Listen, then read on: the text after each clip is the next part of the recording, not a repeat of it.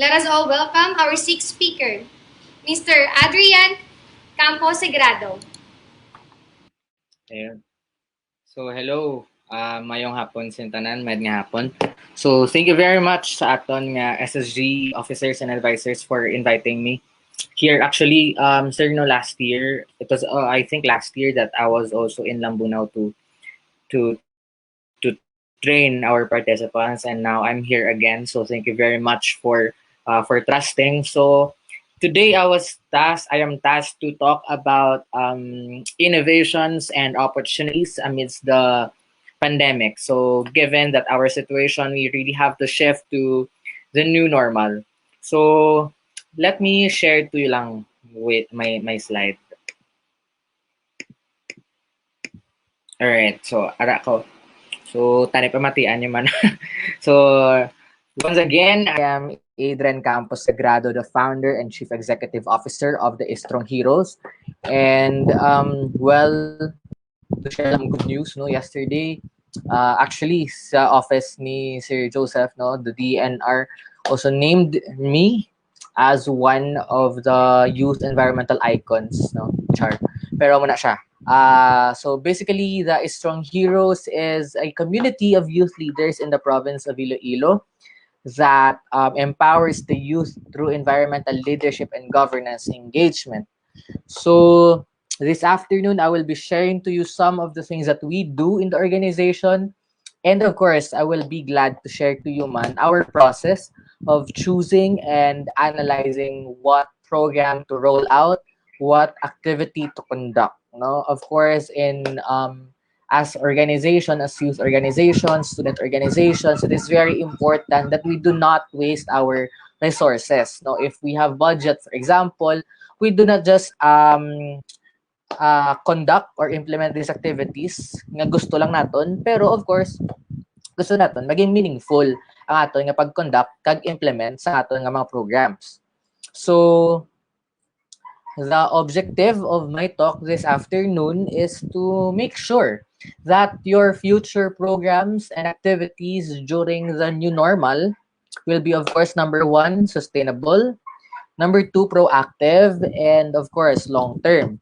Kung maghambal ta nga sustainable, well, according to the UN or the United Nations definition, sustainable is something that is a progress or a development that does not compromise the quality of life of the future generation.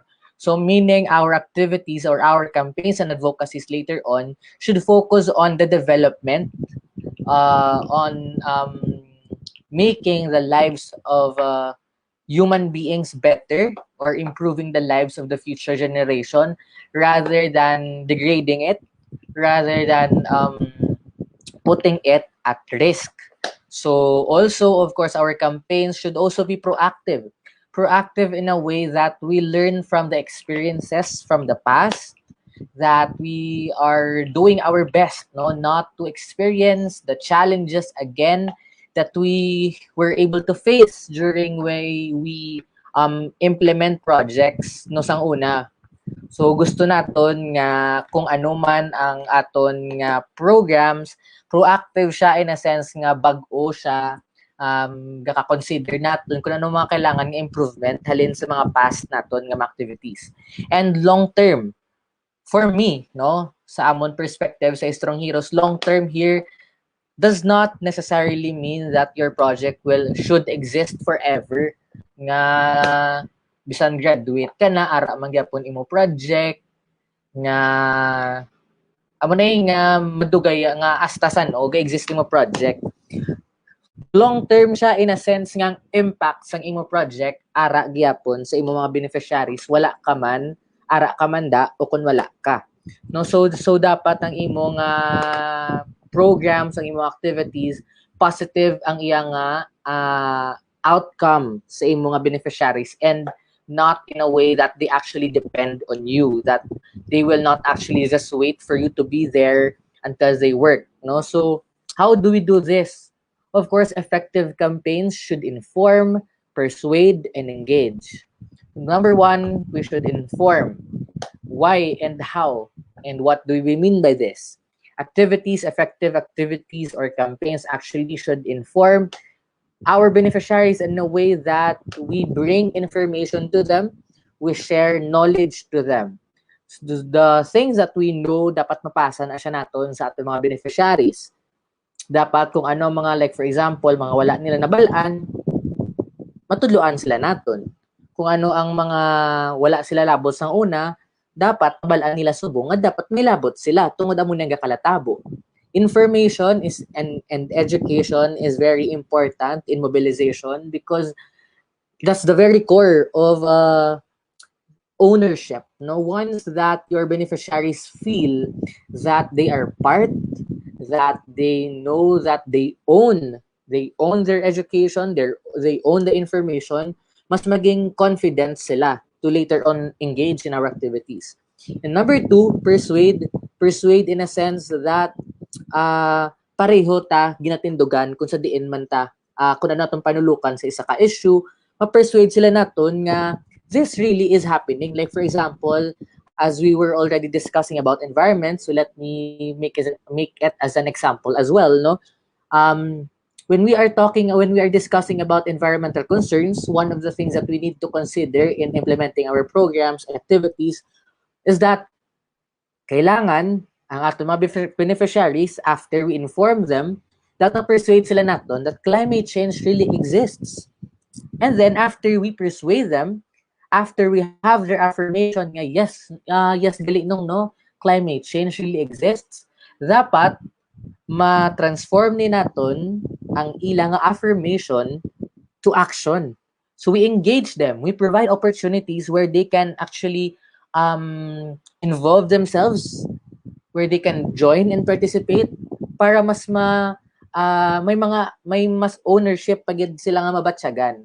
So once nga may ma-feel sila nga ownership, again hindi na naton sila kailangan pagpiliton pa, no? So mas gaka-intindihan nila ang issue because in-inform mo sila, mas gaka intindihan nila nga kailangan obraw ng isa ka bagay kay na-persuade mo sila, and ma-join gid sila sa isa ka activity nimo tungod sa mga information nga ginatag mo. Kay tungod you also made them feel engaged and involved in the process. So muna siya mga effective nga campaigns. So before I also proceed to some things or some tips that I will be giving you guys sa pag create or pag-plan out for your innovations and provisions o pag-provide ninyo sa inyong mga opportunities to our fellow Filipinos, ma-share man ko sa inyo sa isa ka theory that I really love since I was in my undergrad, no? In UP. So my professors introduced to me the knowledge gap theory of communication. This was proposed or established in 1970. The main message of the knowledge gap theory is that not everyone gets to receive and understand the same amount of knowledge. No, hindi kita tanan may palariyo nga pag-intindi, may capability nga mag-intindi kag gakabaton sang pare-pareho nga amount of information. So if familiar ka mo sa triangle, sa social triangle nato nga ginatawag, amo na siya ang framework ni knowledge gap theory, no? Sa triangle, 'di ba? Ang kanta ganin ni Bamboo, walang habang may tatsulok at sila ang nasa tuktok, no? Meaning ang ano na siyang triangle nga ginamin naton. So sa triangle, there's a social class. Kumaga makita nga social class ang aton nga imo nga status in life, manggaranon o kan-imol. Sige, para mas to make these discussions easier to understand, i-divide lang na naton ang social class into two, no? Those ang mga pigado or mga pigado gid kag sa may mga makasarang, no? So ang sa babaw sa triangle amo na siya ang mga higher socio-economic status o kon mga may kaya-kaya, no? May mga kaya gid. And sa dalom amo na sila magakabudlayan.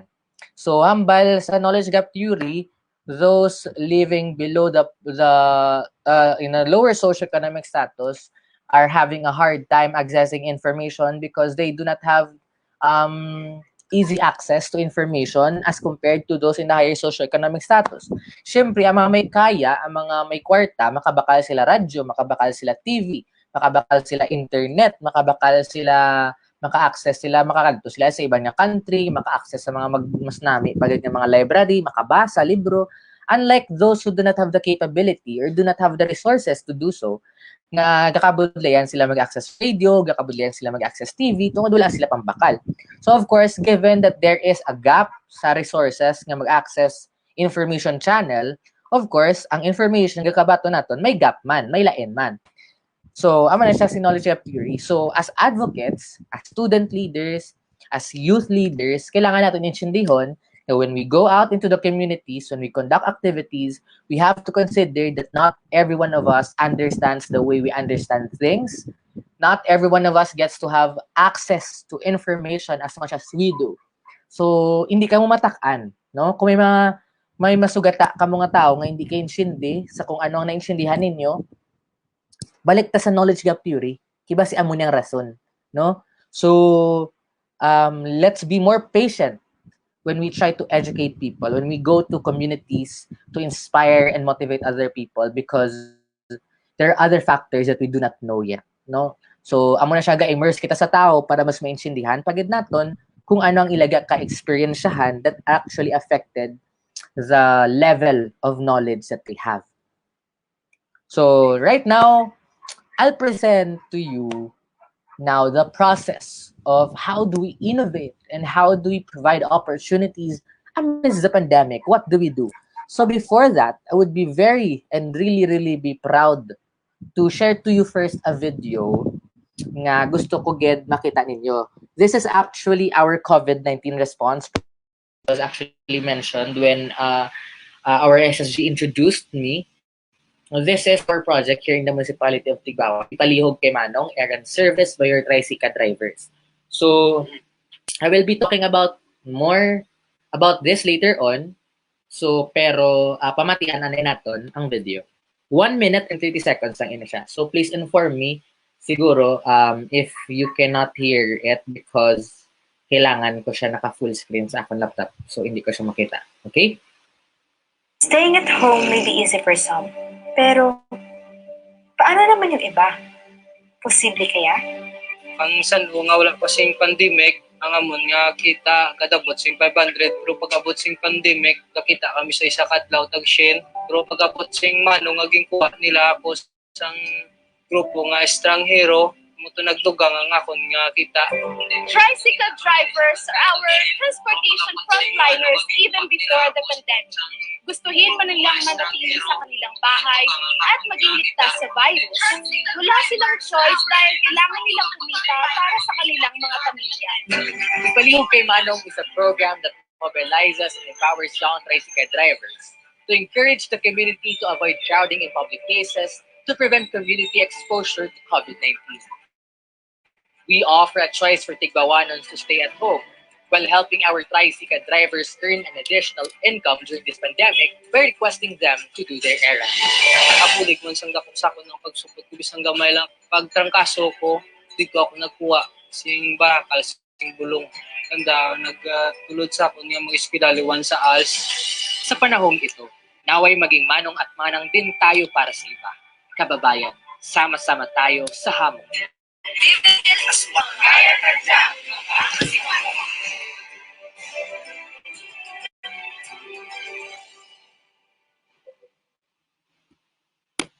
Alright. So this project actually won as one of the this project made our organization as one of the 10 accomplished youth organizations in 2020 by the Tayo Awards Foundation, of course, in partnership with Coca-Cola Foundation and San Miguel Corporation.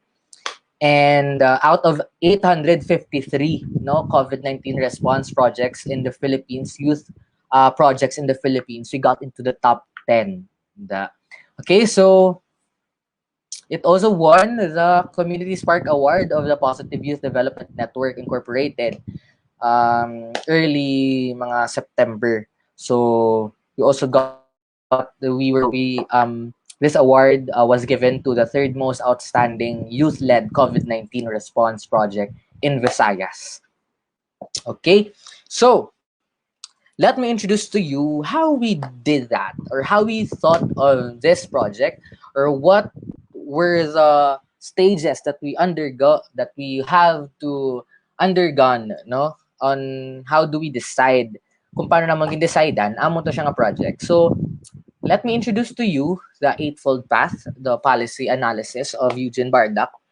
But actually, while I was taking my master's, I realized, policy gali is not just the laws that we see, not just the rules, but this also refers to any decision that an organization roll out in order to address a certain issue. So, for example, kamo sa mga SSG naton or sa mga youth organizations naton nga galantaw subong, no, you also do policy, no, or meaning you also decide something. Kung mag-create ka mo programs, ginadesisyonan nyo na siya, ginapili nyo na siya to address an issue. Wala lang ka mo nag-conduct ng activity tungod lang kay may resources ka mo, pero you conduct activities because you want to address something. Okay, so these are the processes. Of course, basically, ginamba siyang eightfold path, meaning 8 na siya. This is a process of policy analysis with 8 stages. So I will discuss these 8 stages today so that later on, basi magamit man ninyo sa kung paano ka mo mag-create sa inyong mga programs. This will be very simple and short lang man ng discussions actually, because as far as I know, I am only given 30 minutes to discuss. But I will really try to make it shorter because, of course, I understand, man, it's already 4 o'clock and we are already somehow tired, man. We understand how virtual webinars work. No? Okay, so let us proceed. So these are the 8 stages of Eightfold Path. You may screen cap this one and take note of this while I am discussing. So para magamit ninyo siya sa inyong mga project development later on. So, number 1, of course, on defining the problem. And then when you define a problem already, ma-establish ka sang evidence. Or to prove that these evidences actually, or these problems really exist. And constructing alternatives, of course, possible actions na siya. And then you select the criteria, or you create your criteria, and then project outcomes, consequences or trade-offs. You decide and you tell your story. So I will be discussing this afternoon ang amon project ngay palihog kay Manong as an example para mas maintindihan ninyo how to actually use this in project development. So first, of course, you define the problem. Ano magamba kita nga define a problem? Or paano kita mag-define sa problem? Kay kung basaw natin ng defining the problem, do kaklaro man, do kahapos lang siya intindihon. Pero how do you actually do this? Of course, you specify your problems. You make sure that your problems are clear in a way that you can measure it, or you can later on have evidences to prove it. So, amon problem nagaumpisa sa muni nga post, no, by local news agency here in Western Visayas. So, this was posted on March 22, a picture of some of our Kasemanwa with a caption, residents seem to neglect social distancing measures, so they shop in Tigbawan, Iloilo on Sunday. So, of course, a picture of our Kasimanwas in a public market. Pero it's not about that. We were worried more about these comments, no, that we saw. There were comments like, kung akong presidente dyan, magpapadala ako ng military at kung sino yung lalabas na wala pass, shoot to kill kayo. Mga salot kayo. Bobo kasi sang Pinoy. And lang balita na may infected na preso dahil di sila nakakalabas. Iwas sila sa coronavirus. Kaya ikulong nyo muna sarili sa bahay nyo. Sana maintindihan nyo. At kung mahal nyo ang sarili at pamilya nyo, gagawin nyo yan. Magtulungan tayo para matapos na ito. We were worried because we realized that staying at home may be very easy for some, no, to say we really have to stay at home, we really have to cage ourselves sa ating mga panimalay. Pero paano naman ang iban, no? Paano ang mga ginikanan ang mga lolo-lola naton, ang mga guardians, ang mga pareho namon nga mga kabataan, na they feel like they are the ones responsible for feeding their families. How about the ones who feel that they are the ones responsible for sustaining the needs of their families? How can they just stay at home and think about safety if gutom sila? The COVID-19 crisis will have actually already had disproportionate impact on the poor, no? Through job loss, loss of remittances, rising prices of commodities and needs, and disruptions in services, of course. The COVID-19 pandemic made those who are vulnerable more vulnerable. Bakit ang vulnerable, sino ni sila? Like for example, di ba gani ang ato nga mga elders were not advised to go out of their homes because sila mas delikado, mas dali latnan, and those with may mga sakit na mga masakito na nga daan because they have low ang ilang immune. So, nasaging vulnerable sila, ang mga kabataan. And also, the poor became poorer. During this pandemic, there were lots of mga nadulang obra na kuwaan sang pangabuyan nadulaan sila sang sources of income. So basically, mas gutom sila sang una, subong mas nagutom sila tungkol sa pandemic. So, I want you to meet Benji. He's a pedicab driver here in the municipality, a father to a 5-year-old son and a 3-year-old daughter. Because of poverty, halin sang una, yasang wala pag iti pandemic, it was already difficult for him. Tungod of poverty, he was not able to finish his elementary education. And tungod sa pandemic, kailangan sang naguntat ang mga transportation, no, singa si suspend, masangin mabudlay mangita sang iban nga sources of income because wala siya ka-graduate sa elementary or even in high school. So Benji was one of the tricycle drivers that we met, no, during the distribution of food packs man. Distribute na kami food packs sa ila. And then this sector actually told us that during this time of the community quarantines, wala sila other sources of income, and that they only actually depended on amelioration programs, donations. And then Benji here is only one of those pedicab drivers who have been affected by the onslaught of the COVID-19 pandemic. So basically, if Benji would actually just stay at home, paano ang iya pamilya? Paano iya mga kabataan? Paano iya asawa? So next stage, as we were able already to define our problem, that there were poverty because of loss of jobs, no? There were challenges brought about by the pandemic to different sectors. With the transportation sector, no? We focus on the transportation sector. So we will establish evidence. Our next step is to establish evidence.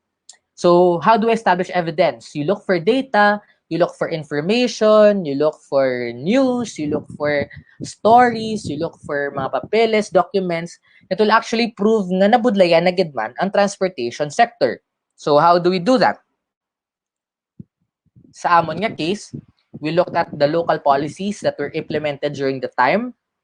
And of course, sa mga muni nga mga policies, syempre kinahanglan mag-follow sa aton nga mga tricycle drivers, no? So their passengers were limited to only 1 passenger per trip. Pero unlike tricycles, unlike jeepneys nga nag-limit man sa passenger, pero nagtaas ang ilay ang mga fare rates, ang mga tricycle drivers nag-stay, no? Nagbinting sa 10 pesos. So of course, given nga nag-isa na lang ang pasahero nila per trip, and that only limited people were allowed to go out because of community quarantines. So mas gamay ang nagapatindahan, gamay ang nagabiyahe, mas gamay na lang dayon ang ilang kita. Like later on, I will show how the pandemic actually changed their incomes as tricycle drivers. So next step is we construct alternatives. So how do we construct alternatives? We list down all possible actions, as many as possible that we can do to help solve the problem on the transportation sector. So number one, of course, ang amelioration programs, pwede gid na siya. Mo siya na nagtag man atong government sa mga SAP, no, Special Amelioration Program. Pwede makita ka panghatag food packs, which we actually did man sang first gid nga na-suspend ang transportation during the community quarantines. And pwede man i-suggest nga i-raise ang fares since amo na siyang natabo sa iban nga transportation like tricycle and jeep. Pero we can also suggest to provide them with additional income during this pandemic. So next is to select your criteria.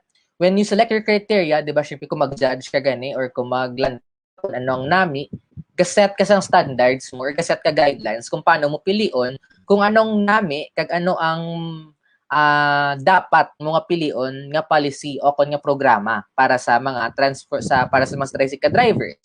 So sa amon niya sa Strong Heroes, sa amon gin select nga criteria sa para kung ano ang amon pilion, dapat ini nga programa ga-empower in a way nga galesen ang vulnerability sa mga tricycle drivers, naga-mobilize, naga-invite sa ila, no, nga magbulig, nga malimit gyapon aton nga community exposure to COVID-19, pero also encourage them nga mag-involve, to make themselves involved and to encourage the community as well to participate in these programs. Kaya hindi lang programa lang siya ang mga tricycle drivers lang ang involved, pero iban man nga sectors involved man. Tungod gapati kami nga ululupad daton nga maaksyonan or maublan sa paagi ang aton nga paagi pagwa para survive nato ng pandemic. So after you select your criteria, you project your outcomes.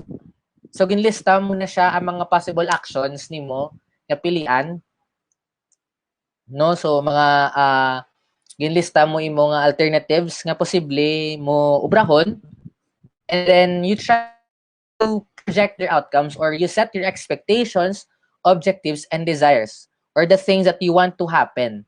So for example, sa amelioration programs, ano ang mga posible matabo nga ano mga objectives mo kung magpanagtag ka sa amelioration program, tagtabi cash grant? Ano mga nami nga matabo? Like for example, syempre, hindi na kailangan mga sa mga tricycle driver, kaya may kwarta na sila. And then kung mag food packs, of course, hindi sila, kaya may pagkaon na sila. Kung mag-raise fares, posible nga syempre, mas madako ang ilang kay mataas ang ilang pamasahe, ang plite sa sikad masaka. So bisan pagamay lang ilang pasahero, pero kay tungod gin-cover naman to siya, nag-improve naman ang plite, mataas magyapon ilang ginpuli nga kwarta sa pagpuli nila sa hapon. And then kung additional income naman, pwede sila bali may ibang silang sources of income.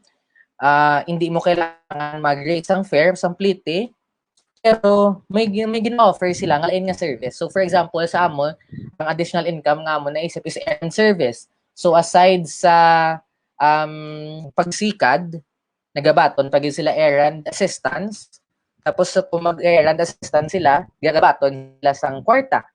So amo na siya mga outcomes nga project naton. So in your projects later on, you also set your project outcomes. You set your expectations, the objectives per program, and then your desires per alternative. So pilion, gamiton na sa naton karon dayon para magpili. And then, of course, when you create a program, hindi lang pwede nga ang positive lang outcomes ang imo nga tulokon. You also should expect consequences, potential problems, and challenges to experience. So the same man ang obrahon mo per alternative kay lista mo per action.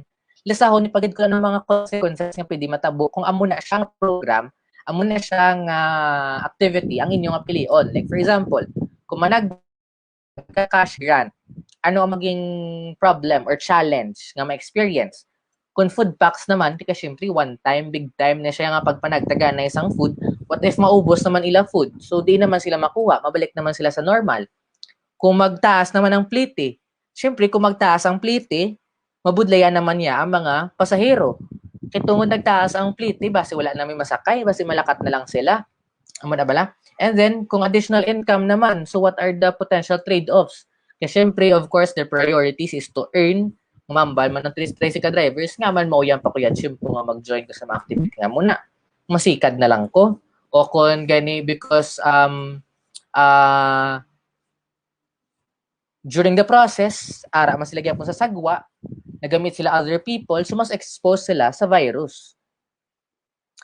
So, based on the project outcomes, well, mainly based on your criteria, kung anong gusto nyo, tapos i-consider ninyo mga project outcomes per alternative, kag tungod ara man sa inyong listahan ang mga negative nga mga projected outcomes, so pilian nyo sila kung diin gid ang may pinaka santo sa inyong criteria. Like for example, sa amon, empowerment gid ang first namon nga criteria. Dapat ang piliun namon nga program is something that can empower tricycle drivers. Magamba kami nga empower, ang amon definition is that malesen ang vulnerability sa mga tricycle drivers nga magutom tungod natudluan sila namon sa something sustainable, sa something long term.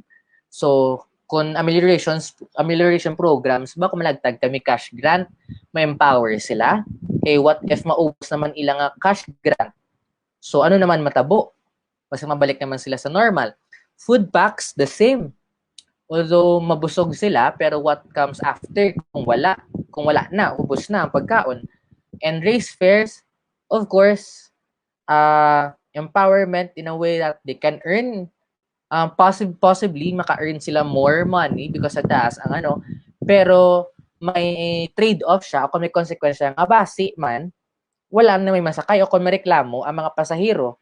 And then kung additional income naman, empowerment siya in a way that tudluan sila na magsupot, may additional income sila, mabatsagan sang tao sa tigbawan nga makabulig pagid gali ang mga tricycle drivers even in times of pandemic, aside from biyay sikad. And pero may, of course, may consequence man gyapon. So in your process of decision making, you try to balance, to weigh things according to the information that you have gathered, of course. So, and then when you have already chose, kung nakapili na kamo sa program, amon binapili namon ang additional income, ma-errand service assistance ang mga tricycle drivers. So, it's time to tell your story. You tell the story of your beneficiaries, you interview them, you immerse to them, you ask them about their stories, you ask them about their experiences, and then while you tell your story, you're actually already amplifying voices. These tricycle drivers have actually voices already even before you came. No, they are not voiceless. All you have to do is amplify them because you have more resources as compared to them. Dako ang imo mabulig para sabatian sila sa mga tao sa community. And that you ignite volunteerism, you invite volunteers to join you, to help you improve the program, and you create networks. You try to sell it to legislators, you try to convince sponsors to fund your programs para mas mabuligan mo ang iyong mga beneficiaries. Okay? So, basically, ipalihog kay Manong did not just come as easy as it seemed. No, wala lang kami nag-decide about the program nga basta-basta lang, pero it undergone a process. That is why maybe ari kami disubong. Amo na siya nga may mga awards si ipalihog kay Manong. Katungod na pag-isipan siya, we were able to weigh things before we actually decided to implement this program. So, to apply all those processes kay Manong program, Aria, so sa Ipalihog kay Manong is a program that mobilizes and empowers young tricycle drivers in the municipality of Tigbawan to encourage the community to stay at home while letting or requesting our tricycle drivers to do their errands And in return, our tricycle drivers actually earn something more sa ila nga sikad. And also, we have provided them kits, no? The tarpaulins para mas makilala ang ilang mga sikad. Itagan sila ng uniform, disinfectant solutions, spray, face mask, face shield, tumblers, styrofoam para sa mga ginapanindahan nila, notebooks and ballpen and calculator para magamit nila as they compute kung gapaninda na sila or what. And then, of course, the bamboo coin banks that we are really very proud of. So, our mayor have also issued an ID for them, no, para mas kung magsulod sila sa among tindahan, hindi na sila mabudlayan, kami ID na sila, identification as manong sila.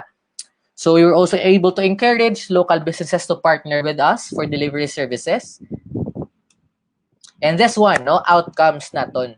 So if you are going to look at this one, ang aton nga mga manong, before the pandemic, BP, ang ilang minimum income, minimum ang pinakagamay nila nga makuha sa isa ka adlaw sang una, sang wala pa pandemic, 100.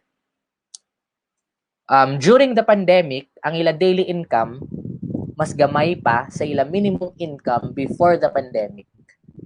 So, the manong program sa paagi sa mga bamboo coin banks nga ginhatag namon sa ila, nakasupot gintudloan sila namon nga magsupot bisan 5 pesos or 10 pesos a day lang. And last September, ang aton mga manong may mga muni ng savings sa ilang mga bamboo coin banks, may tag 250 na, may tag 300 pesos. And then actually ang isa namon ka manong naglisensya nga, sir, pwede ko sir kakuha sang kwarta sa akon nga coin bank, sir kay bakal ko bulong. Amo na siya. So basically these are the outcomes, no? During the pandemic, you were able to teach them responsible financial management because of course sa planning stage pa lang, in-identify nyo na ang mga muni nga mga outcomes and mga muni nga criteria in choosing what program should you develop or should you roll out. So ari sila, ang total savings sa aton mga manong ara, may lock ang mga bamboo coin banks ngayon eh. And then ang mga yabi sa ila actually kandado is ara sa amon nga Strong Hero para kaya nga amon nga naging agreement sa ila para hindi nila mabuksan anytime nga gusto ko ma-tempt sila nga magbukas ang ilang mga bamboo coin banks. So kami ang nagakapit sang keys. And then amo na siya. They were able to save this amount during the implementation of the program. And then of course to encourage the community to join us in our programs for our tricycle drivers. By this way, syempre mapakita naton sa mga taga-Tigbawan nga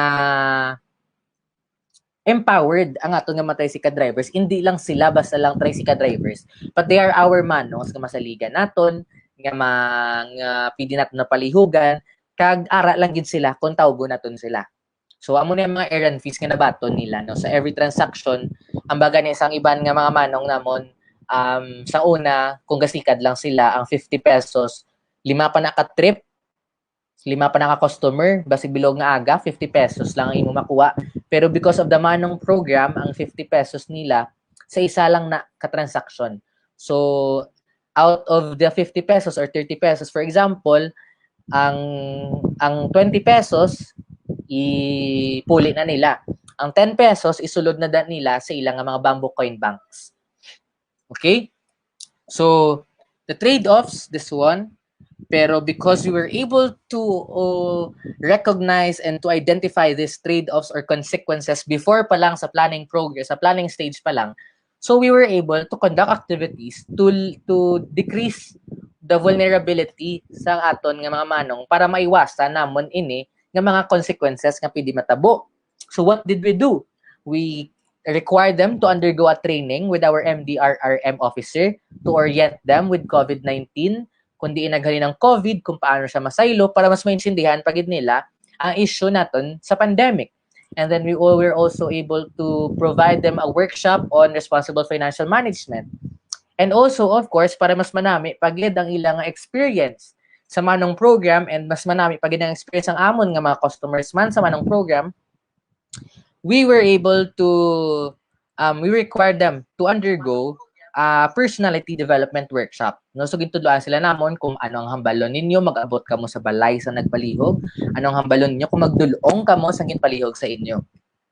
So, of course, also because of priority issues nga, because they work actually for their families, amo ni sila. Ginbisitahan sila namon sila mga panimalay, i-check kung kamusta ila sitwasyon, and we were able to talk to them.